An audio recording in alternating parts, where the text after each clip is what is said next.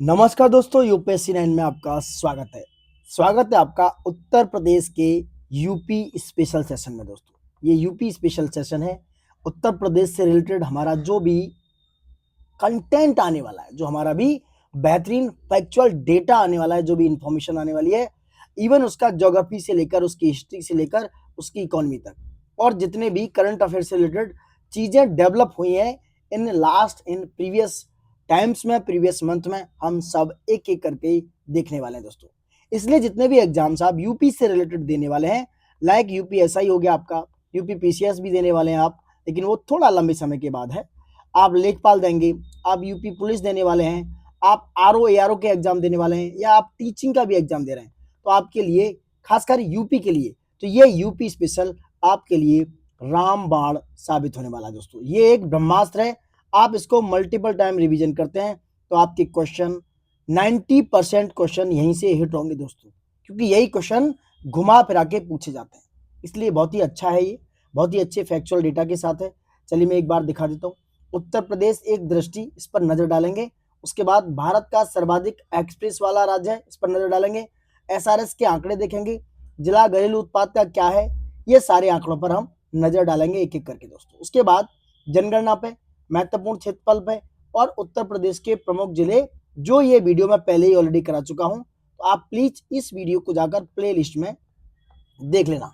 ये वीडियो मैंने सबसे पहले कराया है, क्योंकि जो यूपी के जिले हैं दोस्तों, 75 डिस्ट्रिक्ट हैं। अभी 76वां डिस्ट्रिक्ट अतरौली, जिसको कल्याण सिंह नगर नाम से बनाया जा रहा है, वो अभी ऑन द वे है दोस्तों। वो अभी अंडर कंस्ट्रक्शन है, एक तरीके से आप कह सकते हो। तो इसलिए याद रखना, उन 75 जिलों में से जो महत्वपूर्ण है, लाइक लखनऊ, कानपुर, आपका प्रयागराज हो गया, वाराणसी हो गया, आपका गाजियाबाद हो गया, मेरठ हो गया, समझ रहे हैं, इस तरह के जितने भी, आगरा हो गया, ये सारे, मथुरा है, सारे डिस्ट्रिक्ट्स में जो जो इंपोर्टेंट है, जो हमारा एडमिनिस्ट्रेशन के लिए, वेलफेयर के लिए इंपोर्टेंट है, सारी चीजें मैंने डिटेल्स में कराई है दोस्तों, डिटेल्स में। यहां से इस चैप्टर से आपका आप देखेंगे 35-40 मिनट का वीडियो है, एक दो क्वेश्चन आपको जरूर मिल जाएगा दोस्तों। कई बार ट्रॉनिक एसिडिटी पूछता है आपको, कई बार सॉफ्टवेयर एसिडिटी पूछता है, तो इस तरह के क्वेश्चन है, जब आप वहां जाकर चेकआउट करेंगे तो ज्यादा बेहतर समझ में आएगा। चलिए देख सकते हैं, आप देख लेना उस वीडियो को। अब बात करेंगे उत्तर प्रदेश एक दृष्टि में, इस पर नजर डालते हैं। क्या दृष्टि है उत्तर प्रदेश की, इस पर नजर डालेंगे दोस्तों। चलिए देखते हैं क्या है दोस्तों। एक गुजारिश मैं करना चाहूंगा आप सभी से, हमारे जो वीडियो को उतना प्यार नहीं मिल रहा है जितना हमें मिलना चाहिए, जितने हम जिसके हकदार हैं, तो ये रिक्वेस्ट है, आप थोड़ा मोरल सपोर्ट दें, थोड़ा प्यार दिखाएं, थोड़ा अपनी फैमिली को और आगे बढ़ाएं, जिससे कि हमें थोड़ा सा सपोर्ट मिलता रहे। आप देखते हैं बहुत सारे लोगों की वीडियो, मुझे नहीं पता, बहुत सारा कंटेंट है, बहुत सारा करंट है, यूट्यूब पे भर मार है, बट मुझे लगता है कि आपको उस ऑथेंटिसिटी का और एक रियल डेटा के साथ, रियल फैक्ट के साथ, रियल इंफॉर्मेशन के साथ थोड़ा सा रेशनल होना पड़ेगा, थोड़ा समझना पड़ेगा कि एक्चुअल में कहाँ सही है और क्या सही है। क्योंकि कई बार आपको, आप जब मेंटरशिप ले रहे होते हैं, चाहे वो यूट्यूब से लें, ऑनलाइन यूट्यूब से लें, या कहीं से भी लें, तो कई बार आपकी डायरेक्शन गलत होती है। तो मेरा कहना यही है, सबसे रिक्वेस्ट भी है, कहना भी है, कि आप सही दिशा में अपना फोर्स लगाएं, अपनी ताकत सही दिशा में लगाएं, सही दिशा का यूज करें, मेरा यही कहना है।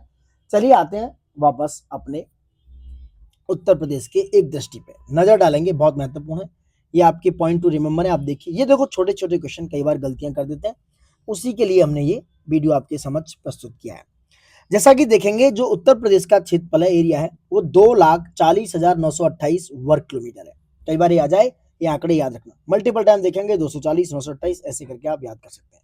वहीं देखें तो जो हमारे इंडिया का जो वर्ग, जो क्षेत्रफल है, वो इंडिया का है 32,87,469 वर्ग किलोमीटर। अगर अप्रोक्स बात करें, जो लगभग कितना है, 7.33% है दोस्तों। भारत के कुल क्षेत्रफल का यूपी का जो क्षेत्रफल है वो 7.33% है दोस्तों।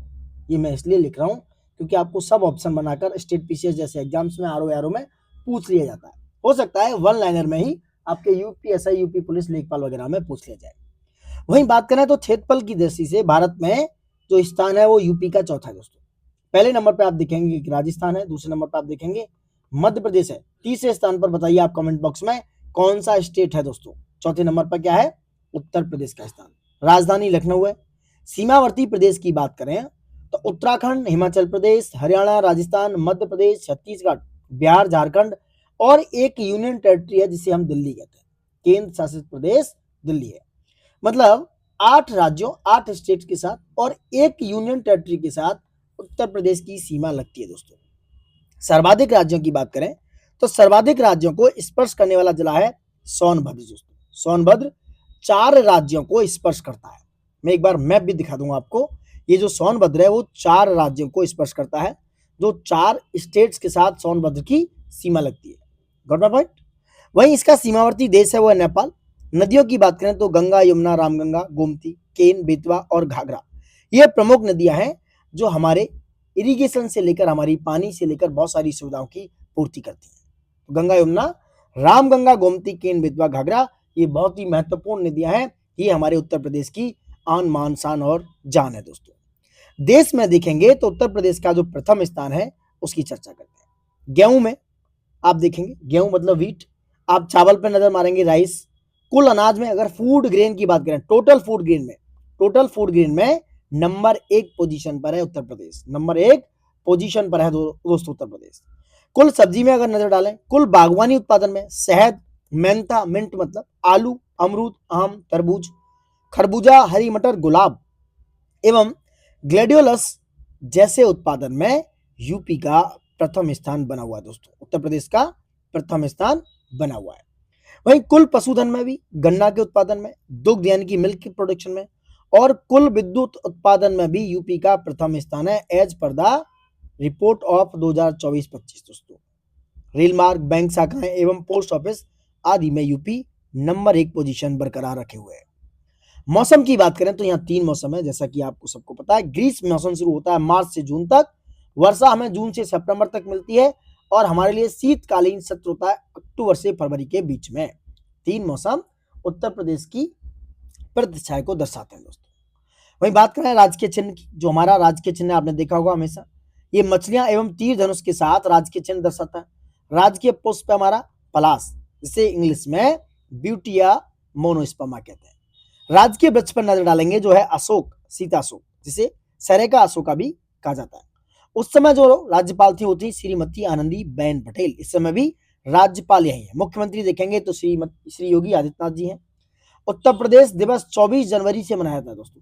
पॉइंट ये है, आपको कमेंट बॉक्स में बताना है कि उत्तर प्रदेश दिवस 24 जनवरी से कब से मनाया जा रहा है। 2017, 18, 19, 20 ये आपके पॉइंट्स हैं। बताइए जरा कमेंट बॉक्स में कब से उत्तर प्रदेश दिवस को यूपी वाले मना रहे हैं दोस्तों। Got it.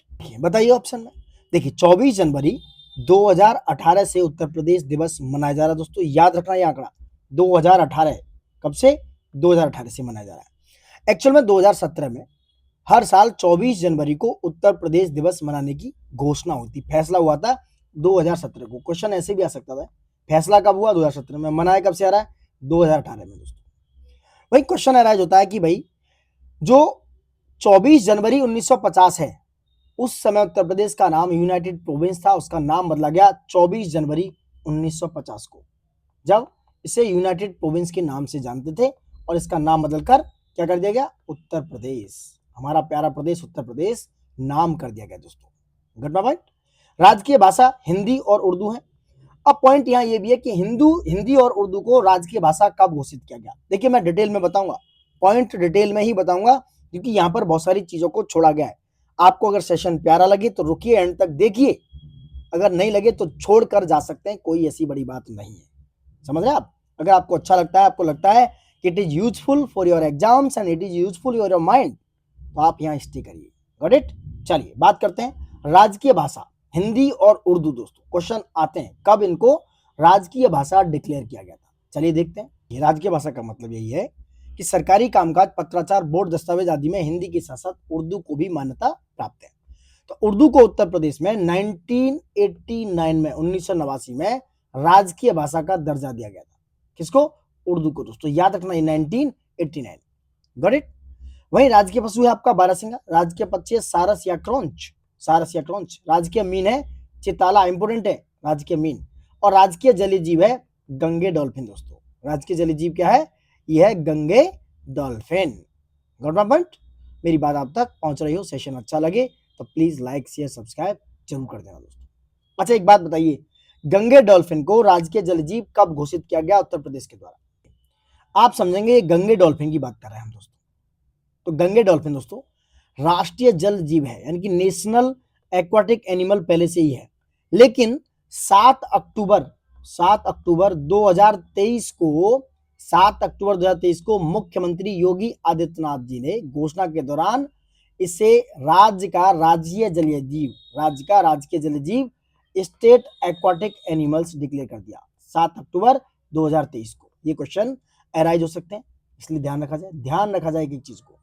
जनसंख्या के आंकड़ों पर नजर डालें 2011 की जनगणना के हिसाब से, तो ये है 19,98,12,341। याद रखना, भारत की कुल जनसंख्या में प्रतिशत है 16.5%। 16.5% है इंडिया की कुल जनसंख्या का दोस्तों। महिलाओं की बात करें तो ये आपकी 9,53,00,000 आसपास, 10 करोड़ के आसपास पुरुष हैं। स्त्री पुरुष का अनुपात देखेंगे तो 912 स्त्रियां हैं दोस्तों 1000 पुरुषों पर, जो हमारे सेक्स रेशियो को दर्शाती है दोस्तों। 912 स्त्रियां।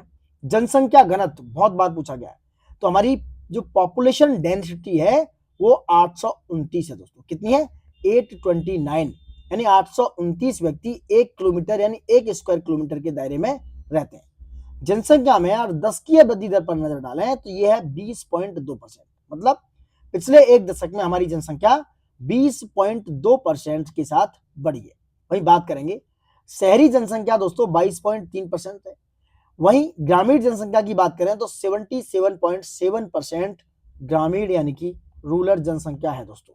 यानी कि 77 का अप्रॉक्स 78% जनसंख्या ग्रामीण है उत्तर प्रदेश की दोस्तों। ये आंकड़े याद रखना, 22.3 और 77.7।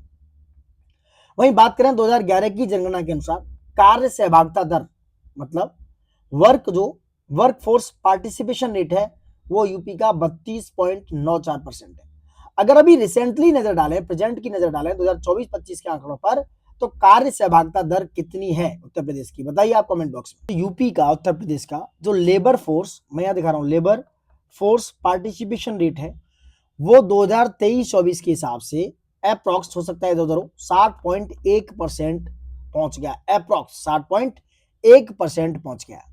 इसका अर्थ यह है कि उत्तर प्रदेश में 15 वर्ष या उससे अधिक आयु के लगभग 60% लोग काम करना चाहते हैं या काम में लगे हुए। समझ रहे आप? वहीं ये 2017-18 में लगभग 14% से बढ़कर 36% पहुंचा था दोस्तों। समझ रहे आप? 60% लोग इस लेबर फोर्स पार्टिसिपेशन रेट में भाग लेते हैं। धर्म के अनुसार जनसंख्या पर नजर डालें तो आप देख सकते हैं हिंदू सबसे ज्यादा है, करीब 79% के आसपास, मुस्लिम है करीब 19.26%, फिर आते हैं सिख, यानी हिंदू सबसे ज्यादा है, फिर है मुस्लिम, फिर है सिख, जो सिख है वो है 0.32%। उसके बाद है क्रिश्चियन ईसाई दोस्तों जो है 0.18%, फिर है जैन है 0.1%, बुद्धिज्म और अन्य धर्म, यानी कि सबसे कम है जैन और बुद्ध दोस्तों। जैन और बुद्ध जो किसी धर्म को नहीं मानते ऐसे भी लोग हैं, पूछा जाएगा तो जो किसी धर्म को नहीं मानते वो लोग भी हैं दोस्तों। समझ रहे आप? अब बात करेंगे कुल साक्षरता दर, कुल लिटरेसी रेट की बात करेंगे दोस्तों। जैसे आप देखना चाहेंगे जो लिटरेसी रेट है वो 67.7% है 2011 की सेंसस या जनगणना के हिसाब से दोस्तों। लेकिन अगर मैं प्रेजेंट में बात करूं 2025 और 26 के अनुमान के हिसाब से जो साक्षरता दर है यूपी की वो 72.6% के आसपास पहुंच गई है दोस्तों। करीब करीब 72.6% माना जा रहा है दोस्तों। लगभग 7 में से अगर बात करें तो 5 लोग पढ़े लिखे हैं। अब 5 लोग पढ़े लिखे हैं। वहीं 27.4% लोग अभी भी साक्षर यानी कि पढ़ने लिखने में सक्षम नहीं माने जाते। कितने? 27.5% लोग ऐसे हैं जो अभी भी पढ़ने लिखने में सक्षम नहीं माने जा रहे हैं दोस्तों। समझ रहे हैं आप? वहीं ये अभी 2025-26 के आंकड़े हैं, ये मैं जो बता रहा हूं 2025 और 26 की बात करेंगे। 2011 पे लौटते हैं। पुरुष साक्षरता, इसमें मेल साक्षरता है वो डोमिनेटेड है 77.3%, फीमेल साक्षरता है 57.2%। वहीं नगरीय यानी कि जो अर्बन की साक्षरता दर है 75.1% है, जिसमें नगरियों में पुरुष की साक्षरता दर है दोस्तों 80.4% और फीमेल की साक्षरता दर है 69.2%। ग्रामीण साक्षरता दर जो कम है दोस्तों, करीब 10% के आसपास कम है। जो रूरल है, नगरीय है, नगरीय से 10% कम शो करती है, यानी कि 65.5% का आंकड़ा दिखाती है। सॉरी, पुरुषों में ग्रामीण में जो ग्रामीण पुरुष हैं वो 76.3% है और महिलाएं 53.7% क्या है, लिटरेट है, साक्षर है दोस्तों।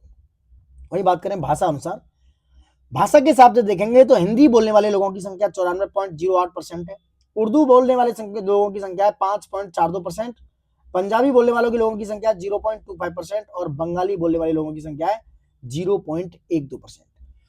कहने का मतलब यह है कि यूपी में हिंदी, उसके बाद उर्दू, उसके बाद पंजाबी और बंगाली बोली जाती है दोस्तों। जन्म के समय जीवन प्रत्याशा पे बात करें 2018-22 में तो कुल व्यक्ति है 67.2%, जिसमें पुरुषों की जो जीवन प्रत्याशा है, एवरेज जो लाइफ एक्सपेक्टेंसी है वह 65.9, याद रखना यह आंकड़ा 65.9 ईयर्स दोस्तों।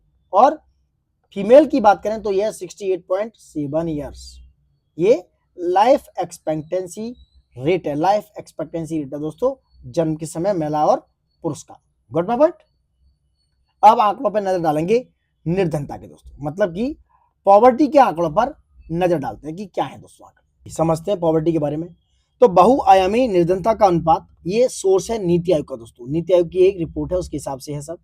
चलो, वर्ष 2013-14 में इतने थे 42 पॉइंट और 22-23 तक हो गए ये 17.40%, यानी कि 13 से लेकर 9 सालों में 22 तक 23 तक 17.40% का बहुआयामी निर्धनता का अनुपात है दोस्तों, समझ रहे आप।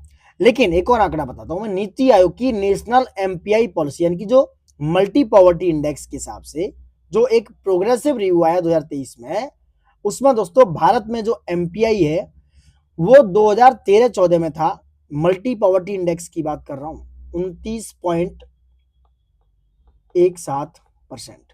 लेकिन अब 22-23 के आंकड़ों पर नजर डालें तो 11.28% है दोस्तों, 11.28% है, ये आंकड़ा याद रखना। वहीं गरीबी से बाहर निकलने वालों में सबसे बड़ा योगदान उत्तर प्रदेश का दोस्तों, उत्तर प्रदेश का। यूपी से लगभग 5.94 करोड़ लोग गरीबी रेखा से बाहर आए, अप्रोक्स 6 करोड़ लोग दोस्तों, समझ रहे आप, 6 करोड़ लोग गरीबी रेखा से बाहर आए हैं दोस्तों, ये आंकड़ा था दोस्तों, समझ रहे आप बात। चलिए, वहीं तेंदुलकर समिति के हिसाब से देखेंगे तो गरीबी रेखा के नीचे निर्वासित करने वाले लोगों की संख्या 29.43% है 2011-12 के हिसाब से, क्योंकि जो उस समय पॉवर्टी लाइन थी उसका कुछ अलग आंकड़ा था, समझ रहे हैं।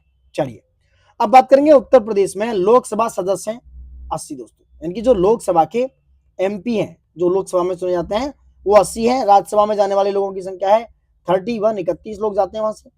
और विधानसभा सदस्य हैं 403 सबसे ज्यादा, और विधान परिषद है, यहाँ पर विधान परिषद में 100 लोग हैं दोस्तों। यहाँ पर यूपी में विधानसभा और विधान परिषद दोनों है, यानी कि बाई कैमरलिज्म सिस्टम है दोस्तों, गॉट इट। बात करेंगे प्रशासनिक इकाइयों की। आर्थिक संभाग क्षेत्र पर नजर डालें तो 4 हैं, और दोस्तों मंडलों की संख्या देखेंगे तो 18 मंडल हैं और 75 जिलों का आह्वान करता है उत्तर प्रदेश। 76 जिला अभी अंडर कंस्ट्रक्शन है, अंडर कंस्ट्रक्शन मतलब अंडर पाइपलाइन है दोस्तों। कल्याण सिंह नगर नाम से अतरौली को 3 डिस्ट्रिक्ट, अतरौली 3 तहसील, अतरौली डिबाई और गंगीरी को काटकर 3 तहसीलों को काटकर नया जिला कल्याण सिंह नगर बनाने की घोषणा कर दी है योगी जी ने। वहीं बात करें नगरों एवं नगर संकुलन की, जो अर्बन एग्लोमरेशन होते हैं उनकी संख्या 2011 के हिसाब से है 915। अगर अभी नजर डालें 2011 के बाद कि 2025 में ये कितने बैठ जाएंगे दोस्तों, ये 915 जो है। अब अगर नगरों, और अभी कोई आंकड़ा जारी नहीं हुआ है 2011 का, ये तो 915 रखेंगे। ग्राम पंचायतें कितनी है, 57,691। न्याय पंचायतें जो अब अस्तित्व में नहीं है, क्योंकि 2017 की अधिसूचना के अनुसार वो बिल्कुल भी अस्तित्व में नहीं है। तहसीलें देखेंगे तो 351 तहसीलें, 351। विकास खंड देख सकते हो 826 है। नगर पंचायत है 546, नगर पालिका परिषद है 200, नगर निगम है 17 दोस्तों। ये क्वेश्चन कई बार अराइज हुआ है, नगर निगम कितने हैं, 17 दोस्तों। वहीं बात करें कुल ग्राम 2011 के हिसाब से है 1,06,774। आबाद ग्राम की बात करें तो 97,814 है। परिवारों की बात करें तो 33,448 है दोस्तों। वहीं अनुसूचित जाति बस्तियों की बात करें तो 99,462 है। सहकारिता की नजर डालें तो जो प्राधिकरण कृषि जो है, प्राइमरी कृषि ऋण सहकारी समितियां हैं 7,495। जिला केंद्रीय सहकारी बैंक हैं 50। उत्तर प्रदेश कृषि एवं ग्राम विकास शाखा है 323। ये आंकड़े थोड़े इंपोर्टेंट हो सकते हैं, नजर रख सकते हैं आप इस पर। चलिए और देखते हैं कुछ और इंपोर्टेंट क्या है, एग्जाम की दृष्टि से इंपोर्टेंट क्या है, नजर डालते हैं। चलो, सार्वजनिक चिकित्सा एवं स्वास्थ्य में देखेंगे तो राजकीय एलोपैथिक चिकित्सालय एवं औषधालय की बात करें तो ये है 5,926। तो ये आप आंकड़े देख सकते हो। विद्युत पर नजर डालते हैं दोस्तों। उत्पादन देखेंगे 3144 करोड़ किलोवाट घंटा है उत्पादन राज्य क्षेत्र का। अन्य सोर्सों से बात करें, आयात करते हैं हम 11,049 करोड़ किलोवाट घंटा दोस्तों। वहीं प्रति व्यक्ति विद्युत उपभोग है हमारा 478 किलोवाट घंटा दोस्तों। कितना है? 478 किलोवाट घंटा हमारा विद्युत उपभोग है दोस्तों। वहीं प्रदेश में विद्युत की कुल संस्थापित क्षमता 31 मई 2025 के आंकड़े हैं ये है 36,206.22 मेगावाट। इसमें राज्य क्षेत्र के तहत 9,007 है, निजी क्षेत्र के तहत देखेंगे ये है। वहीं उत्तर प्रदेश राज्य विद्युत परिषद की स्थापना हुई थी 1959 में दोस्तों, 1959 में उत्तर प्रदेश राज्य विद्युत परिषद की स्थापना हुई। और उत्तर प्रदेश विद्युत नियामक आयोग की स्थापना हुई 1999 में, 1999 में दोस्तों। हरदुआगंज ताप विद्युत गृह जो कहां पर है? अलीगढ़ में, इसकी स्थापना हुई थी 1942 में, 1942 में। एकमात्र परमाणु विद्युत केंद्र है दोस्तों, कहां पर है? नरोरा में, बुलंदशहर में दोस्तों, 1989 में इसकी स्थापना हुई। याद रखना, हरदुआगंज ताप विद्युत गृह की स्थापना 1942 में हुई और नरोरा में जो एकमात्र परमाणु विद्युत केंद्र है उसकी स्थापना 1989 में हुई। अब नजर डालेंगे परिवहन एवं संचार। डाकघरों की संख्या देखेंगे तो 17,953 है। प्रदेश में राष्ट्रीय राजमार्ग नेशनल हाईवे की कुल लंबाई 12,123 किलोमीटर है दोस्तों। राष्ट्रीय राजमार्गों की लंबाई की दृष्टि से देश में द्वितीय स्थान है उत्तर प्रदेश का दोस्तों, यूपी में सेकंड पोजीशन है। प्रदेश से होकर गुजरने वाले राष्ट्रीय राजमार्गों की कुल संख्या कितनी है? 90। जो प्रदेश से गुजरते हैं वो राष्ट्रीय राजमार्ग, उनकी कुल संख्या है 90। प्रदेश से होकर गुजरने वाले सबसे लंबे राष्ट्रीय राजमार्ग का संख्यांक है 19। इसका पुराना नाम था राष्ट्रीय राजमार्ग 2 NH2 दोस्तों। वहीं लोक निर्माण विभाग द्वारा संग्रहित कुल पक्की सड़कें यह 2,79,561 किलोमीटर। वहीं उत्तर प्रदेश राज्य सड़क परिवहन निगम की स्थापना हुई थी 1972 में दोस्तों, 1972 में ये आंकड़े आते हैं दोस्तों। ये इंपोर्टेंट है बहुत। गंगा एक्सप्रेस वे ये निर्माणाधीन है, कंप्लीट होने को है। इसकी लंबाई है 593.947 किलोमीटर। ये है, मैं लिख देता हूं यहाँ, गंगा एक्सप्रेस वे, ठीक है। इसकी लंबाई है 593.947 किलोमीटर। याद रखना ये आंकड़े आते हैं। गोरखपुर लिंक एक्सप्रेसवे की बात करें, गोरखपुर लिंक एक्सप्रेसवे की लंबाई है 91.35 किलोमीटर, जो जैतपुर, गोरखपुर से सलारपुर और आजमगढ़ तक जाता है। बुंदेलखंड एक्सप्रेसवे की कुल लंबाई है 296.07 किलोमीटर। पूर्वांचल की देखेंगे तो 340.824 किलोमीटर है। आगरा लखनऊ एक्सप्रेसवे की देखेंगे तो 302, कितनी दोस्तों? 302.22 किलोमीटर। सबसे लंबा अगर आप देखेंगे एक्सप्रेसवे तो वो है गंगा एक्सप्रेसवे दोस्तों। कौन सा है? गंगा एक्सप्रेसवे। Got it? चलिए आगे नजर डालते हैं। यमुना एक्सप्रेसवे की लंबाई ग्रेटर नोएडा से आगरा तक जाता है यमुना एक्सप्रेसवे, जिसकी कुल लंबाई है 165.537 किलोमीटर। वहीं यमुना एक्सप्रेसवे औद्योगिक विकास प्राधिकरण, इसकी स्थापना हुई थी 2001 में। उत्तर प्रदेश राज्य राजमार्ग प्राधिकरण की स्थापना हुई 2004 में। प्रदेश में यानी कि उत्तर प्रदेश में दोस्तों प्रथम रेलगाड़ी चलाई गई थी 1859 में दोस्तों। कब चलाई गई? 1859 में। और कहां पर? इलाहाबाद यानी कि प्रयागराज, जो आजकल प्रयागराज से कानपुर के बीच में दोस्तों। सर्वप्रथम हवाई डाक सेवा शुरू हुई थी 1911 में। 1911 में प्रयागराज से नैनी के बीच में पहली हवाई डाक सेवा शुरू की गई थी। बात करते हैं कृषि एवं पशुपालन पे दोस्तों। कृषि जलवायु प्रदेश कई बार मल्टीपल टाइम पूछा हुआ क्वेश्चन है, ये है 9 दोस्तों। कृषि जलवायु प्रदेशों की संख्या कितनी है? ये 9 है। 9 कृषि जलवायु प्रदेश है दोस्तों। वहीं इंपोर्टेंट नजर डालें किसान बही योजना पर, जो 1992 में चालू हुई। चकबंदी योजना की बात करें 1954 में चालू हुई। किसान मित्र योजना की बात करें तो ये 18 जून 2001 को किसान मित्र योजना लागू की गई थी। वहीं ई डिस्ट्रिक्ट परियोजना की बात करें जो 2009 में लागू की गई थी। किसान रथ योजना पर नजर डालें तो 2010 से 2011 के बीच में किसान रथ योजना चालू की गई थी। वहीं ऊर्जा शहर योजना की बात करें जो 2008 में शुरुआत की गई थी, ऊर्जा शहर योजना की 2008 में। वहीं प्रति व्यक्ति दुग्ध यानी कि दूध मिल्क की उपलब्धता 450 ग्राम प्रतिदिन है दोस्तों। अब भारत में 471 ग्राम प्रतिदिन, यानी कि एक आदमी को दूध की जो उपलब्धता है यूपी में 450 ग्राम है, 450 ग्राम पर डे दूध चाहिए दोस्तों। लेकिन इंडिया का जो लेवल है वो ज्यादा है, 471 ग्राम, 471 ग्राम प्रतिदिन दोस्तों। राज्य दुग्ध परिषद की स्थापना हुई 1976 में। वहीं गोकुल पुरस्कार योजना दुग्ध उत्पादन के लिए फेमस है। ये प्रमुख कृषि निर्यात जोन, एक्सपोर्ट जोन की बात करें जो जिले हैं, number 1 Agra, number 2 Hathras, number 3 Farrukhabad. ये तीनों जिले आलू जैसे चीजों के निर्यात के लिए फेमस है। वहीं नजर डालेंगे लखनऊ नंबर 1, उन्नाव 2, 3 हरदोई, ये आम और सब्जियों को एक्सपोर्ट करते हैं।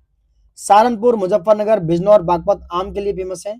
वहीं दोस्तों बरेली, शाजापुर, पीलीभीत, यहाँ पर बासमती चावल को एक्सपोर्ट किया जाता है, यानी कि ये एग्रीकल्चर एक्सपोर्ट जोन है। अब बात करेंगे बुआई एवं सिंचाई पे दोस्तों। उत्तर प्रदेश में कुल कृषि योग्य भूमि की बात करें तो 182.27 लाख हेक्टेयर भूमि क्या है, कृषि के योग्य, एग्रीकल्चर के योग्य है। अगर बात करें देश के कुल कृषि योग्य भूमि का लगभग 10.13% एग्रीकल्चर के योग्य भूमि है। वहीं शुद्ध बोया गया क्षेत्रफल है 161.21 लाख हेक्टेयर। शुद्ध बोए गए क्षेत्रफल को कृषि योग्य भूमि से प्रतिशत की नजर डालें तो ये होगा 88.45%। दोस्तों सकल बोया गया क्षेत्रफल है 283.81 लाख हेक्टेयर। एक से अधिक बार बोया गया क्षेत्रफल है 120.60 लाख हेक्टेयर।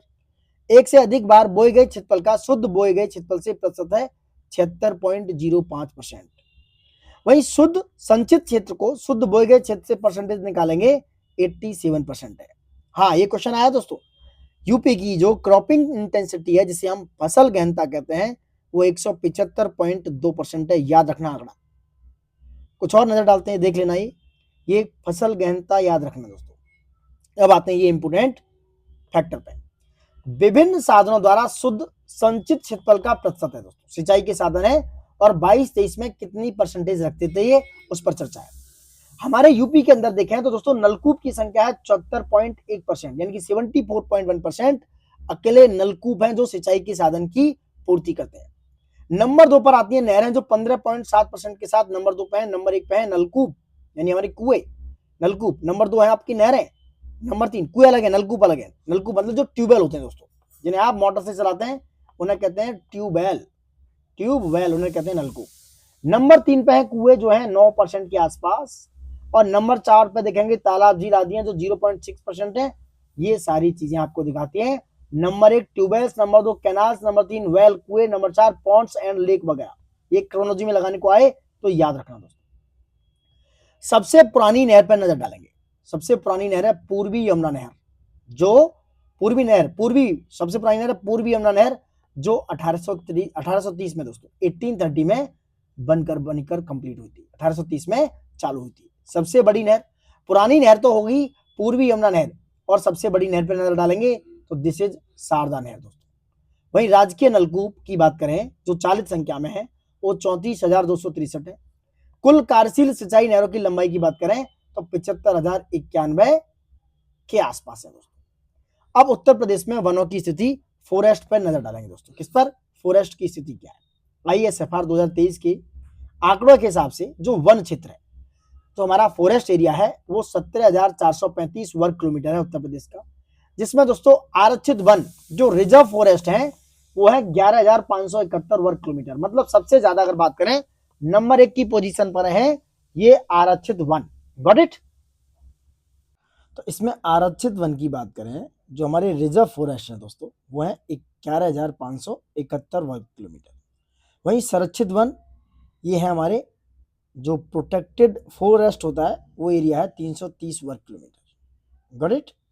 और अवर्गीकृत जो वन है, जो अवर्गीकृत है वो क्षेत्र है 5,534 वर्ग किलोमीटर। अगर ये क्रोनोलॉजी में लगाने को आए तो सबसे ज्यादा है आरक्षित वन यानी कि रिजर्व फॉरेस्ट, फिर है अवर्गीकृत वन, नंबर 3 पर है संरक्षित one.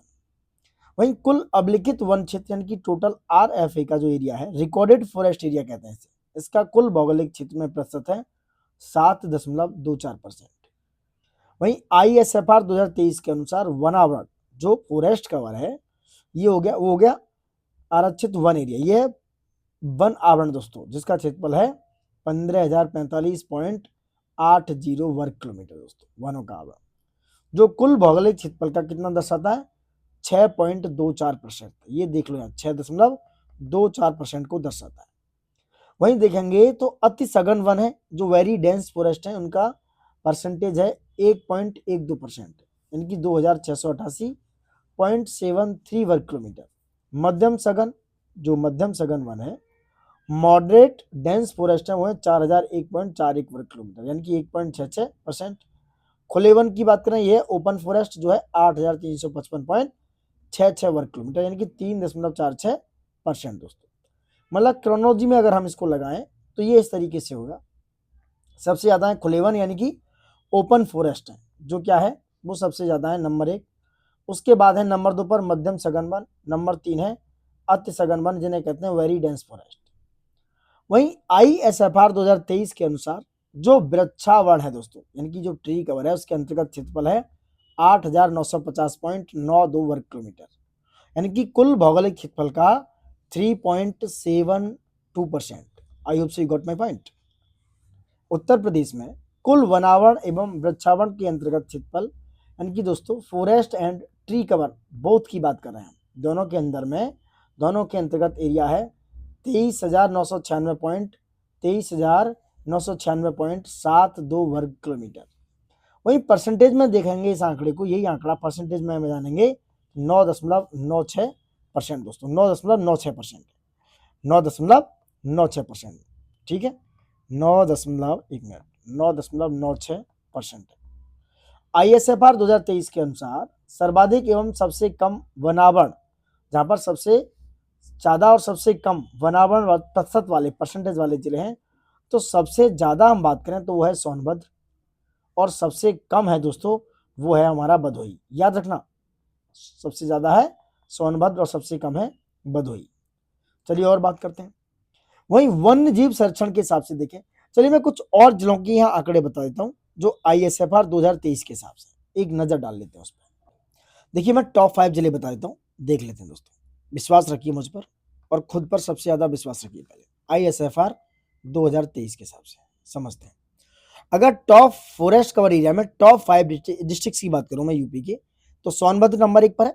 As you know, Sonbhadra आपका नंबर 1 पोजीशन पे है। वही नंबर 2 की बात करेंगे, वो है दोस्तों, मैं इंग्लिश में लिखूंगा खीरी। लखीमपुर खीरी का एरिया है जो 1234, याद रखना 1234.13 स्क्वायर किलोमीटर है। वहीं सोनभद्र का जो एरिया है वो 2407 स्क्वायर किलोमीटर है। Got my point. नंबर 3 पर हम बात करेंगे तो वो आएगा मिर्जापुर, अगर कहेंगे तो मैं हिंदी में भी लिख दूंगा, ये है मिर्जापुर। मिर्जापुर का एरिया है 736.91 स्क्वायर किलोमीटर। नंबर 4 की बात करेंगे तो उसमें आएगा दोस्तों पीलीभीत, चलो हिंदी में लिख देते हैं इसको, पीलीभीत। Got it. पीलीभीत का एरिया है 673 वर्ग किलोमीटर। नंबर 5 पर चर्चा करेंगे, वो आएगा चित्रकूट। कौन सा आएगा? चित्रकूट दोस्तों। तो चित्रकूट का क्षेत्रफल है 636 स्क्वायर किलोमीटर। ये यूपी के टॉप 5 जिले हैं, टॉप 5 डिस्ट्रिक्ट्स हैं जहां पर टॉप फॉरेस्ट कवर है दोस्तों। Got my point. नेक्स्ट बात करेंगे जहां पर सबसे कम जिले हैं, नीचे आ जाते हैं। ये थे टॉप 5 वाले जहां सबसे ज्यादा है। अब यहां बात करेंगे टॉप 5, जो टॉप 5 है जहां सबसे कम है। क्या है? सबसे कम। ठीक है, सबसे कम पर चर्चा करते हैं, विचार करते हैं। चलिए, नंबर 1 जैसे कि आपने देखा यहां पर सबसे कम था भदोई में। कहां पर? भदोई में। तो सबसे कम है दोस्तों भदोई, जिसे हम संत रविदास नगर भी कहते हैं, संत रविदास नगर भी कहा जाता है। यहां पर सिर्फ फॉरेस्ट कवर है आपका 5.22 स्क्वायर किलोमीटर। नंबर 2 नजर डालेंगे, वो है मऊ। कौन सा है? मऊ दोस्तों, जहां पर 11.37 स्क्वायर किलोमीटर है। स्क्वायर किलोमीटर देख लेना ये। नंबर 3 डालेंगे संभल, संभल डिस्ट्रिक्ट है, सॉरी संभल, संभल में है 12.47 स्क्वायर किलोमीटर। वहीं नंबर 5 पर नजर डालेंगे, वो है वाराणसी। कौन सा है? वाराणसी दोस्तों। वाराणसी में कुल 16.49 स्क्वायर किलोमीटर एरिया आता है। नंबर 5 पे आप देखेंगे तो दिस इज मैनपुरी। क्या है? मैनपुरी दोस्तों, जहां पर approx 12.47 square kilometre area cover करता है। ये आपके टॉप 5 लीस्ट फॉरेस्ट कवर वाले एरिया दोस्तों। ठीक है, भदोई और संभल जैसे जिले में वन क्षेत्र बेहद कम है, तो ये सबसे कम हरित जिलों में गिने जाते हैं। Got my point. टोटल मैंने बताया वो हो गया 9.96% है टोटल ट्री और फॉरेस्ट कवर दोनों लगाकर। वहीं बात करें नेक्स्ट बात करेंगे दोस्तों आगे बढ़कर। दोस्तों समझ गए, ये आंकड़ा याद रखिए। चलिए अब आते हैं वन्य जीव संरक्षण पर। तो कुल वन्य जीव संरक्षण क्षेत्र है 31। कितने हैं? 31। वन्य जीव विहार है 11। याद रखना, जो वन्य जीव संरक्षण क्षेत्र है 31, वन्य जीव विहार है 11। पक्षी विहार की बात करेंगे वो है 15 दोस्तों। जो पक्षी विहार है वो कितने हैं? 15। राष्ट्र उद्यान है सिर्फ एक, जो दुधवा किला राष्ट्र उद्यान है दोस्तों। दुधवा किला नेशनल पार्क है।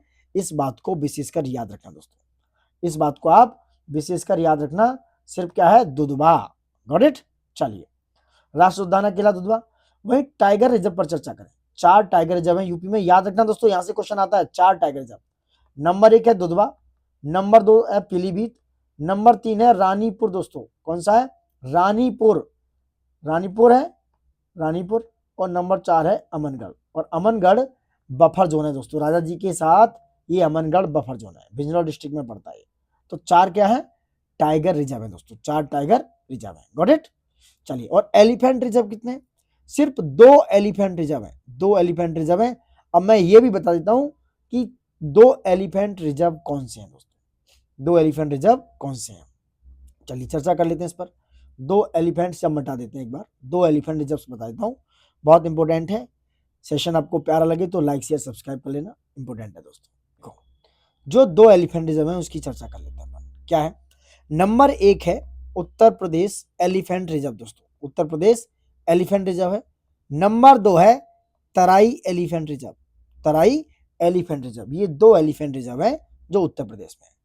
और ये क्वेश्चन कितनी बार आया दोस्तों? सबसे पुराना वन्य जीव विहार 1957 में, 1957 में वो है चंद्रप्रभा वन्य जीव विहार। और ये कहां पर है? चंदौली में दोस्तों। कहां पर है? ये चंदौली में स्थित है। Got it. ये चंदौली में दोस्तों, याद रखना। चंद्रप्रभा वन्य जीव विहार चंदौली डिस्ट्रिक्ट में। सबसे बड़ा वन्य जीव विहार देखेंगे तो यह हस्तिनापुर वन्य जीव विहार। ये कहां पर है? ये राज्य वन्य जीव विहार बारहसिंगा अभयारण्य है 1159.16 वर्ग किलोमीटर में। तो सबसे बड़ा वन्य जीव विहार है हस्तिनापुर वन्य जीव विहार दोस्तों। सबसे छोटा वन्य जीव पर चर्चा करेंगे तो सबसे छोटा जो वाइल्ड लाइफ सेंचुरी है यानी कि वन्य जीव विहार है वह महावीर स्वामी वन्य जीव विहार ललितपुर में। कहां पर है? ललितपुर में है ये महावीर स्वामी वन्य जीव विहार। सबसे बड़ा पक्षी विहार लाख बहुसी पक्षी विहार है कन्नौज में। सबसे छोटा पक्षी विहार सेका झील पक्षी विहार है अलीगढ़ में दोस्तों। तो ये सबसे छोटा पक्षी विहार कहां पर है? अलीगढ़ में दोस्तों। ठीक है, सेका झील पक्षी विहार। पहला ग्राम वन पर चर्चा करेंगे तो यह बेलहत्ती ग्राम दोस्तों। पहला ग्राम वन बेलहत्ती ग्राम है और ये सोनभद्र में दोस्तों। कहां पर है? सोनभद्र में, सोनभद्र डिस्ट्रिक्ट में। अब बात करते हैं प्रचलित मूल्यों पर, जो प्रचलित मूल्यों पर राज्य घरेलू उत्पाद 2023-24 के अग्रिम अनुमान। समझ रहे आप? मैं सिर्फ यहाँ मोस्ट इंपोर्टेंट बताऊंगा, बाकी की आप बाद में बात करेंगे। प्रति व्यक्ति आय की बात करें तो ये हो गई है 93,514 रुपए। प्रति व्यक्ति आय अप्रोक्स है 93,514 रुपए है। वहीं अगर बात करें प्रति व्यक्ति NSDP का मतलब है नेट स्टेट डोमेस्टिक प्रोडक्ट दोस्तों। नेट स्टेट डोमेस्टिक प्रोडक्ट में 22-23 की तुलना में वृद्धि देखें तो 11.16% की वृद्धि दर्ज की गई है। खनिज पे बात करें, मिनरल्स पे बात करेंगे तो भूतत्व एवं खनिज कर्म निर्देशालय बनाया गया 1955 में। जो भूतत्व एवं खनिज कर्म निदेशालय 1955 में डेवलप किया गया। वही उत्तर प्रदेश राज्य खनिज विकास निगम 23 मार्च 1974 को बनाया गया। 23 मार्च 1974 को 1974 में उत्तर प्रदेश राज्य खनिज विकास निगम डेवलप किया गया। और एक और चीज याद रखें, प्रथम खनिज नीति दोस्तों, प्रथम माइन पॉलिसी दिसंबर 1998 में जारी की गई दोस्तों, लागू की गई दोस्तों, दिसंबर 1998 में। क्योंकि खनिज विकास को उद्योग का दर्जा दिया गया, उसको इंडस्ट्री का दर्जा दिया गया था। यूरेनियम की बात करें तो यूरेनियम हमारे यहाँ कहाँ मिलता है? ललितपुर में दोस्तों। ललितपुर हमारा लटका हुआ जिला है दोस्तों। हीरा की बात करें, डायमंड हमारे यहाँ कहाँ मिलता है? बांदा डिस्ट्रिक्ट में, बांदा डिस्ट्रिक्ट में दोस्तों। Got it. अब कुछ उद्योगों पर नजर डालते हैं दोस्तों, कुछ उद्योगों पर नजर डालेंगे। सबसे बड़ा उद्योग की बात करेंगे तो हथकरघा उद्योग है हमारे यहाँ सबसे बड़ा। यूपी में हथकरघा उद्योग सबसे बड़ा है। यानी कृषि के बाद अगर बात करें, एग्रीकल्चर के बाद अगर दोस्तों किसी और क्षेत्र की बात करें तो जहां सबसे ज्यादा रोजगार या एम्प्लॉयमेंट प्रोवाइड होता है वो है हथकरघा उद्योग दोस्तों। हथकरघा उद्योग में एग्रीकल्चर के बाद नंबर 1 पर एग्रीकल्चर है जो रोजगार प्रदाता है, और नंबर 2 पर है हथकरघा उद्योग। प्रथम चीनी मिल की बात करें तो यह है प्रतापपुर देवरिया में दोस्तों। प्रथम चीनी मिल प्रतापपुर डिस्ट्रिक्ट के देवरिया में 1903 में डेवलप हुई थी। और उत्तर भारत का मैनचेस्टर किसको कहते हैं? कानपुर को दोस्तों। उत्तर भारत का मैनचेस्टर कानपुर को कहा जाता है। भारत स्टील रोलिंग मिल की बात करें तो यह है मुजफ्फरनगर दोस्तों। क्या है? मुजफ्फरनगर। मॉडर्न कोच फैक्ट्री की बात करें तो यह है रायबरेली। वहीं रेल पहिया कारखाना की बात करें तो यह भी रायबरेली दोस्तों। रेल पहिया कारखाना रायबरेली में स्थित है दोस्तों। वहीं बात करेंगे Banaras locomotive works rail engine कारखाना जो वाराणसी में स्थित है। कहां पर है? वाराणसी में। टाटा मोटर्स ट्रक प्लांट दोस्तों, बहुत इंपॉर्टेंट है ये। टाटा मोटर्स ट्रक प्लांट कहां पर है? This is situated in Lucknow. वहीं स्कूटर्स इंडिया लिमिटेड भी कहां पर है? लखनऊ में। इंडियन पॉली फाइबर्स लिमिटेड दोस्तों कहां पर है? बाराबंकी में। देखिए जितने भी यूपी के एग्जाम्स होते हैं, मैं एक बात कहना चाहूंगा, यहां से इस तरीके के क्वेश्चन मैचिंग करने के लिए आ जाते हैं दोस्तों। मैचिंग के लिए बहुत सारे क्वेश्चन एग्जामिनर पूछता है। इनकी मैचिंग करने से पहले बार बार इनको नोट्स में डाउन कर लो, यानी कि नोट डाउन कर लो और मल्टीपल रिवीजन करो मल्टीपल टाइम्स दोस्तों। ये नहीं कि मैंने 5 बार कर लिया, 6 बार कर लो भाई, 10 बार भी कर जाओ तब भी कम है। क्योंकि जो क्वेश्चन तुमने पढ़ा है और वो अगर समझ में आता है और आपने ऐसे लगाया कि मैं रीड आउट किया हुआ है, अगर वो क्वेश्चन गलत हो रहा है तो समझिए कि भाई आपके एग्जाम्स निकालने की जो एक्यूरेसी है, फ्रिक्वेंसी है, परसेंटेज है, वो औरों के बेहतर में लो है दोस्तों। क्या है? थोड़ी कम दिखाई दे रही है। चलिए वापस आते हैं। तो Indian poly fibres limited Barabanki में है। वैद्यनाथ आयुर्वेदिक औषधि फर्म नैनी प्रयागराज में है। Naini aerospace limited that is called Hindustan cables limited के HAL हिंदुस्तान एरोनॉटिक्स लिमिटेड द्वारा अधिग्रहण से गठित है नैनी प्रयागराज में। त्रिवेणी स्ट्रक्चर्स लिमिटेड कहां पर है? नैनी प्रयागराज में। आयुध उपस्कर कारखाना कहां है? कानपुर में दोस्तों। जो आयुध उपस्कर कारखाना कानपुर में सिचुएटेड है दोस्तों। वहीं कोरबा आयुध कारखाने की बात करेंगे तो ये कोरबा आयुध कारखाना कहां पर है? ये है अमेठी में अपने दोस्तों। कोरबा आयुध कारखाना ये अमेठी में स्थित है दोस्तों। ठीक है। आई होप सो अगर सेशन प्यारा लगे तो प्लीज लाइक सब्सक्राइब ज्यादा से ज्यादा कर देना। चलिए अब अभी रिसेंटली आपने न्यूज सुनी होगी कि ब्रह्मोस प्रक्षेपास्त्र विनिर्माण केंद्र बनाया गया है लखनऊ में। और इसका इनॉग्रेशन किसने किया था? राजनाथ सिंह ने दोस्तों। जो राजनाथ सिंह हमारे मिनिस्ट्री ऑफ डिफेंस के हेड हैं दोस्तों। मिनिस्ट्री ऑफ डिफेंस देखते हैं हमारे रक्षा मंत्री हैं। तो ये ब्रह्मोस प्रक्षेपास्त्र विनिर्माण केंद्र का उद्घाटन किया है लखनऊ में दोस्तों। लखनऊ में एक इकाई डेवलप की गई है। उसके पीछे रीजन था, जैसे आपने देखा इंडिया पाकिस्तान का वॉर हुआ, युद्ध हुआ, ऑपरेशन सिंदूर हुआ, ये सारे मतलब आक्रमण के बाद, डिफेंस के बाद, इन चीजों की अटैकिंग के बाद ब्रह्मोस प्रक्षेपास्त्र की विनिर्माण केंद्र की इकाई बनाने की जरूरत हमें पड़ी दोस्तों। फिर इसका एक और चीज, हम इसको एक्सपोर्ट भी करते हैं, ब्रह्मोस का एक्सपोर्ट करते हैं। अच्छा ब्रह्मोस के बारे में कुछ समझ लो, बहुत इंपॉर्टेंट है। ब्रह्मोस के बारे में मैं आपको थोड़ा सा डिटेल बताता हूँ दोस्तों। यहाँ समझते हैं, यही समझ सकते हैं। चलिए समझते हैं दोस्तों। ब्रह्मोस मिसाइल की हम बात करने वाले हैं। क्या है ब्रह्मोस समझो। देखिए दुनिया की सबसे तेज ऑपरेशनल सुपरसोनिक क्रूज मिसाइल है दोस्तों। कैसी है? सुपरसोनिक क्रूज मिसाइल है ये ब्रह्मोस दोस्तों। ठीक है। ये 2 नदियां हैं। भारत की है ब्रह्मपुत्रा जो ब्रह्म से बनी है, और ब्रह्मोस जो है मस्कावा रिवर। और ये मस्कावा रिवर है कहाँ की? ये है रूस की दोस्तों। तो मस्कावा रिवर जो रूस की है, रसिया की, और ये हमारे यहाँ की है ब्रह्मपुत्रा। कौन सी? ब्रह्मपुत्रा। इनको मिलाकर बनाया गया ब्रह्मोस दोस्तों। क्या बना है? ब्रह्मोस। ब्रह्मोस को दोस्तों भारत और रूस का एक संयुक्त उद्गम है जिसे ब्रह्मोस एरोस्पेस ने विकसित किया। ये एक जॉइंट वेंचर है दोस्तों, याद रखना। ये भारत के DRDO और जो रसिया की NPO है दोस्तों, NPO मशीनो स्टेनियो करके बीच, NPO मशीनो स्टेनियो करके है, MASHINOSTROBIENIA मशीनो स्टेरियो। इसके बीच में 1998 में स्थापित किया गया था। शुरुआती संस्करण की बात करें तो ब्रह्मोस दोस्तों 290 किलोमीटर इसकी मारक क्षमता है। ठीक है। MTCR के प्रतिबंधों के कारण है ये।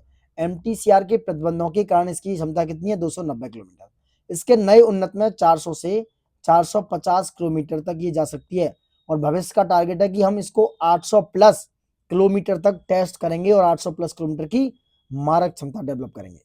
इसकी गति की बात करें तो ये है मैक 2.8, समझ रहे हैं, मैक 3 के आसपास इसकी गति है दोस्तों, जो आवाज की गति से लगभग 3 गुना स्पीड से मूव करती है दोस्तों। कितना? 3 गुना स्पीड से मूव करती है। क्रूज मिसाइल है दोस्तों, नीची ऊंचाई पर उड़ती है, रडार से बचने की क्षमता है और फायर एंड फॉरगेट जैसा इसमें सिस्टम है। कन्वेंशनल वारहेड ले जा सकती है दोस्तों, समझ रहे हैं आप। और ये थल, नौसेना, वायुसेना तीनों के लिए महत्वपूर्ण है, तीनों प्लेटफॉर्मों से दागी जा सकती है।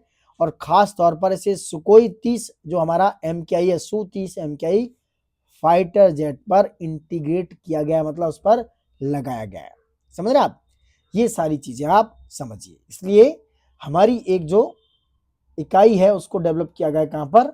ये किया गया है लखनऊ में दोस्तों, ठीक है। ब्रह्मोस प्रक्षेपास्त्र विमान केंद्र कहां पर? लखनऊ में डेवलप हो गया। मेरी बात समझ गए होंगे आप। और इंडिया ने इसको एक्सपोर्ट करना भी शुरू कर दिया, इसलिए इसमें महत्वपूर्ण है। वहीं अफीम का कारखाना की बात करें तो अफीम का कारखाना कहां है? गाजीपुर में दोस्तों, गाजीपुर। वहीं सहकारिता क्षेत्र का उर्वरक कारखाना, जिसे इंडियन फार्मर्स फर्टिलाइजर कोऑपरेटिव यानी कि इफ्को कहते हैं, ये कहां पर है? आंवला दोस्तों, आंवला यानी कि बरेली, फूलपुर, प्रयागराज में स्थापित किया गया है। वहीं सार्वजनिक क्षेत्र का उर्वरक कारखाना हिंदुस्तान उर्वरक एवं रासायनिक लिमिटेड HURL, ये कहां पर है? गोरखपुर में दोस्तों। वहीं निजी क्षेत्र के प्रमुख उर्वरक कारखाने जिसे बोलते हैं क्रबिको फर्टिलाइजर्स लिमिटेड, ये कहां पर है? शाहजहांपुर में दोस्तों। यारा फर्टिलाइजर्स इंडिया प्राइवेट लिमिटेड है बबराला संभल में। यारा का जो फर्टिलाइजर है ये कहां पर है? ये बबराला संभल में दोस्तों। वहीं बात करेंगे इंडोरामा इंडिया प्राइवेट लिमिटेड, ये जगदीशपुर में है। कहां पर? जगदीशपुर अमेठी में। Kanpur fertilizers and chemicals limited है कानपुर नगर में। वहीं इंडियन ऑयल की रिफाइनरी है मथुरा में दोस्तों। कहां पर है ये? मथुरा में सिचुएटेड है इंडियन ऑयल की रिफाइनरी। भारत इलेक्ट्रॉनिक्स लिमिटेड कहां पर है? गाजियाबाद में।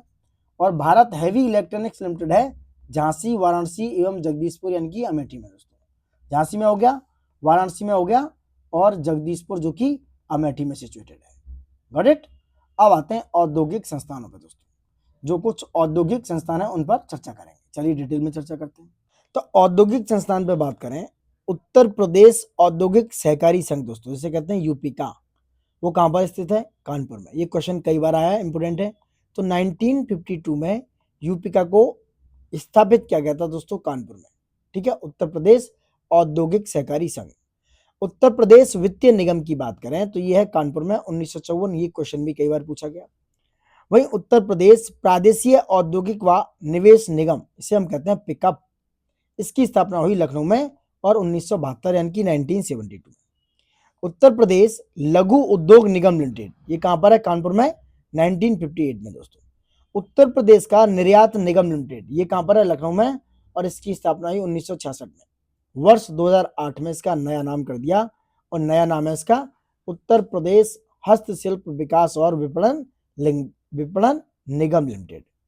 वहीं उत्तर प्रदेश निर्यात यानी कि एक्सपोर्ट संवर्धन परिषद, जिसकी स्थापना लखनऊ में हुई 2015 में। उत्तर प्रदेश का राज्य चर्म विकास एवं विपणन लिमिटेड, ये आगरा में।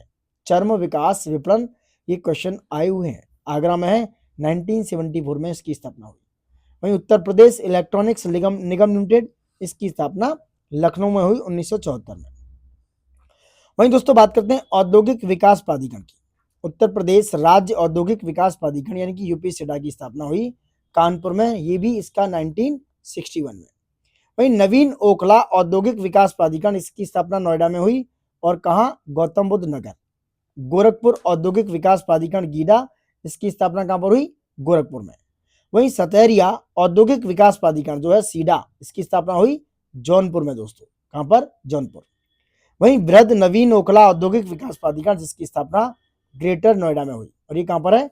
गौतम बुद्ध नगर में सिचुएटेड है दोस्तों।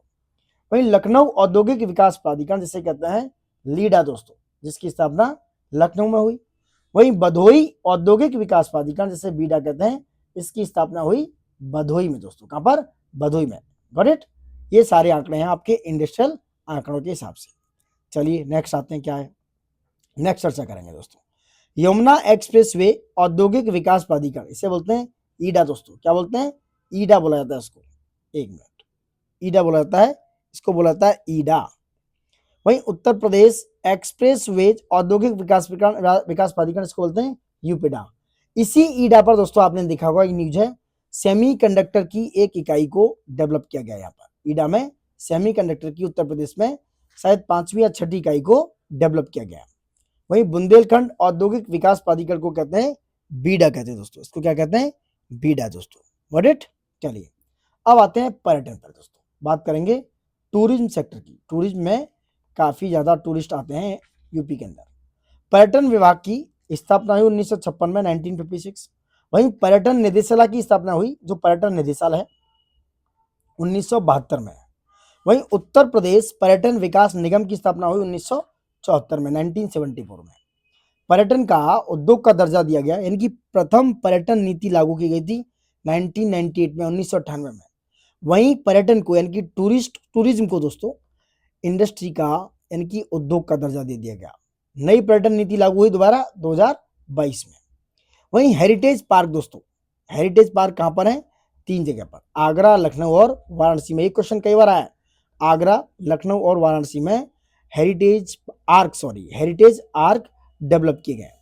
मैत्रेय योजना की बात करें, मैत्रेय योजना is directly link with the बौद्ध स्थल, जो बौद्ध स्थल के डेवलपमेंट के लिए ये मैत्रेय परियोजना डेवलप की गई थी। वहीं दोस्तों अगर बात करें यूनेस्को की बात करेंगे, तो यूनेस्को के विश्व धरोहर सूची में, यानी कि वर्ल्ड हेरिटेज जो लिस्ट है, उस वर्ल्ड हेरिटेज लिस्ट में जो स्मारक शामिल है, सबसे पहले ताजमहल को शामिल किया गया। तो ताजमहल को शामिल किया गया था 1983 में, और 1983 में ही आगरे के किले को। उसके 3 साल बाद फतेहपुर सीकरी, ये भी आगरा में ही है, 1986 में फतेहपुर सीकरी को यूनेस्को के वर्ल्ड हेरिटेज लिस्ट में शामिल किया गया। वर्ल्ड हेरिटेज लिस्ट में, सूची में शामिल कर लिया गया। Got it? फतेहपुर सीकरी 1986 में यूनेस्को की विश्व धरोहर सूची में शामिल हो गया। अब यूनेस्को की अमूर्त सांस्कृतिक विरासत सूची में, जिसे कहते हैं हम इंटेंजिबल कल्चरल हेरिटेज लिस्ट, उसे हम जो कहते हैं, जिसमें रामलीला को दोस्तों 2008 में, और जो कुंभ मेला है उसको 2017 में इस यूनेस्को की अमूर्त सांस्कृतिक विरासत सूची में शामिल किया गया। दोनों डेट्स याद रखना, रामलीला 2008, कुंभ मेला 2017। वहीं माननीय काशीराम पर्यटन प्रबंधन संस्थान चिन्हट में खुला है दोस्तों, जो कि लखनऊ में। कहां पर है? लखनऊ में। Got it? चलिए अब बात करते हैं कुछ सांस्कृतिक तत्वों की दोस्तों। ठीक है, ये सांस्कृतिक तत्व कंप्लीट करते हैं, उसके बाद आगे बात करेंगे क्या है। तो ये है चिन्हट में दोस्तों। कहां पर? चिन्हट, लखनऊ। अब बात करेंगे सांस्कृतिक तत्वों की। क्या है?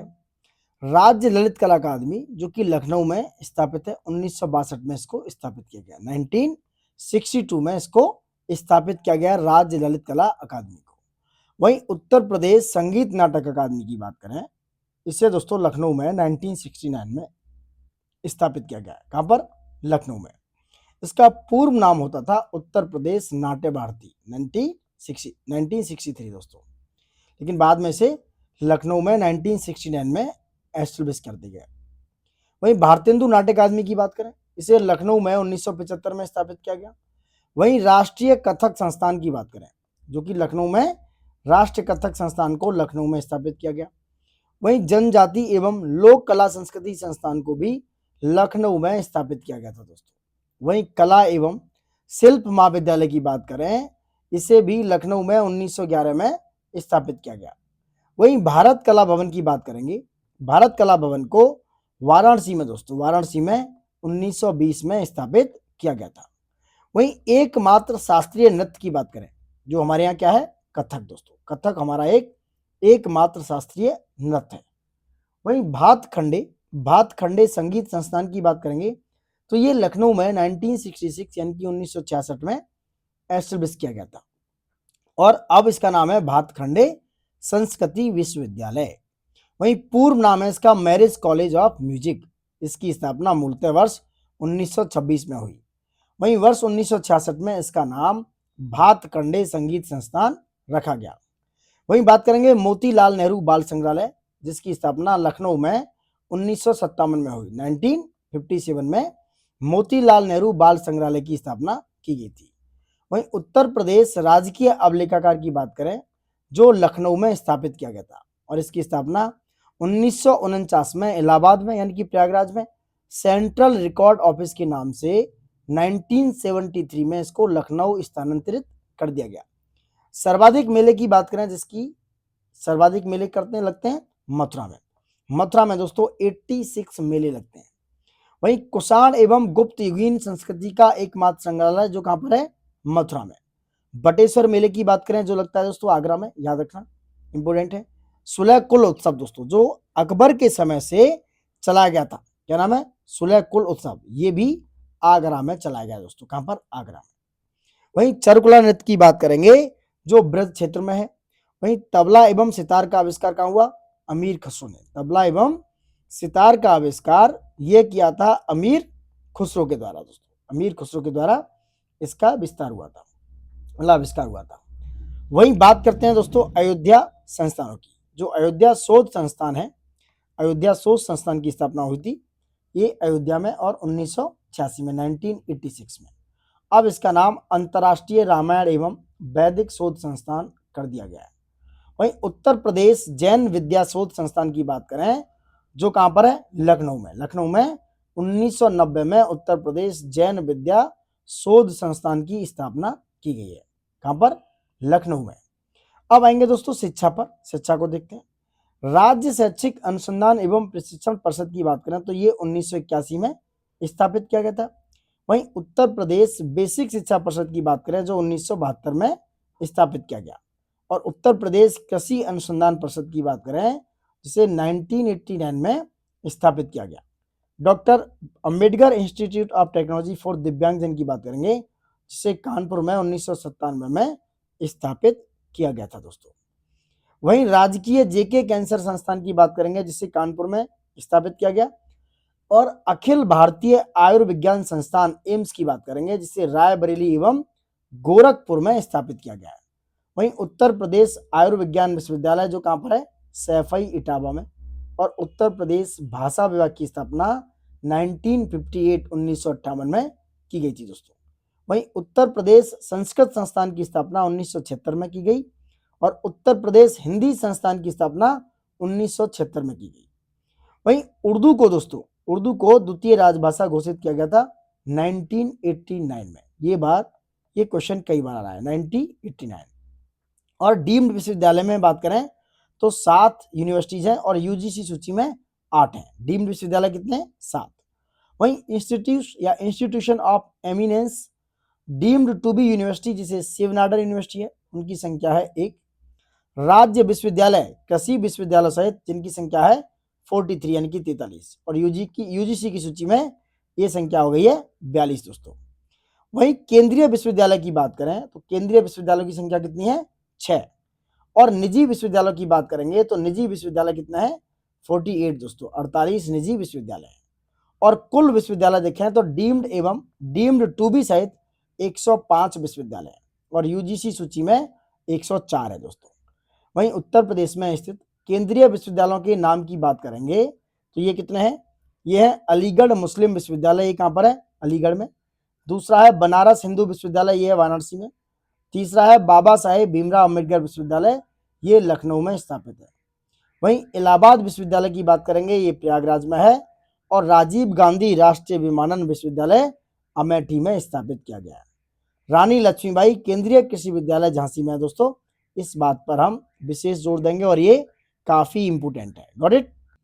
वहीं पॉलिटेक्निक की बात करें, पॉलिटेक्निक राजकीय कॉलेज है 169 और औद्योगिक प्रशिक्षण संस्थान राजकीय हैं 305 दोस्तों, कितने हैं, 305 हैं दोस्तों। वहीं राजकीय इंजीनियरिंग कॉलेज की बात करेंगे, ये है 12। और सरकारी मेडिकल कॉलेज की बात करेंगे वो है 47। निजी मेडिकल कॉलेज की बात करेंगे वो है 35। और राजकीय डेंटल कॉलेज की बात करेंगे वो है 1 और निजी डेंटल कॉलेज 22 है दोस्तों। इसमें नर्सिंग, फार्मेसी, आयुर्वेदिक, होम्यो, यूनानी कॉलेज सम्मिलित नहीं है दोस्तों, गॉट इट। चलिए अब जो निर्माणाधीन विश्वविद्यालय उन पर बात कर लेते हैं, ठीक है। जो प्रमुख निर्माणाधीन प्रस्तावित राज्य विश्वविद्यालय, महात्मा बुद्ध कृषि एवं प्रौद्योगिकी विश्वविद्यालय दोस्तों, जिसे कुशीनगर में स्थापित किया जाएगा। और इंपोर्टेंट है ये वाला चैप्टर कि भाई कौन से विश्वविद्यालय अभी नए निर्माणाधीन है और प्रस्तावित है, तो कुशीनगर है। दूसरा है उत्तर प्रदेश पुलिस एवं फोरेंसिक साइंस विश्वविद्यालय, जो लखनऊ में स्थापित किया गया है। वहीं महायोगी गुरु गोरखनाथ आयुष विश्वविद्यालय, ये गोरखपुर में है। वहीं उत्तर प्रदेश वानिकी एवं औद्योगिक विश्वविद्यालय, ये गोरखपुर में स्थापित किया गया दोस्तों। अब उत्तर प्रदेश में स्थित प्रमुख शोध संस्थानों की चर्चा करेंगे नेक्स्ट वीडियो में दोस्तों, नेक्स्ट सेशन में चर्चा करेंगे। यहाँ तक अगर आपको सेशन अच्छा लगा हो तो प्लीज लाइक शेयर सब्सक्राइब कर लेना, और वीडियो अच्छा लगा है तो कमेंट बॉक्स में आप प्लीज एक बार कमेंट करके जरूर बताएं कि आपका सेशन कैसा लगा। चलिए धन्यवाद, thank you for watching it and जय हिंद दोस्तों। पढ़ते रहिए, अच्छे से मेहनत करते रहिए, और एक और चीज, मल्टीपल रिवीजन करते रहिए, जो आपके एग्जाम्स में बेहतर और आपको एग्जाम्स की तरफ लेकर जाएगा। चलिए, good luck for your upcoming